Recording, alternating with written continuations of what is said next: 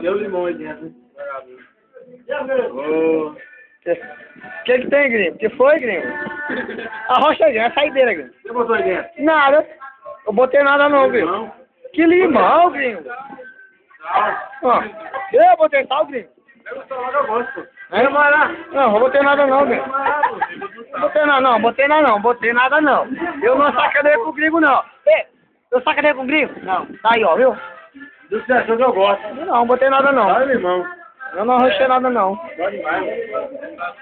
Dá limão. Tudo meu rim tá estourado. Porra, também, ó. Outro. Olha, outro. Outro. Meu irmão. Não. Alemão, 2 é demais, alemão. 2 é demais. Ei, 2. Ei, peguei 2 otários. Ó o gringo. Agora ele gosta, viu? Agora ele gosta. E alemão, tá salgado, tá, alemão? Olha, ó. Sacaneou? Tá igual a água de São João.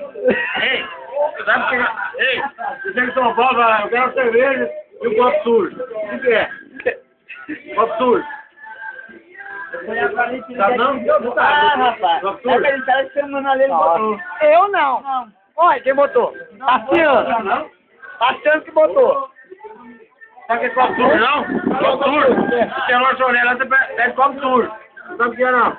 Copo sujo, ele é desse aqui. Pega no freezer, geladinho. Aí tem o limão e sal. Ele vira com a cabeça, bota o limão e sal. A boca dele aqui. É como tudo.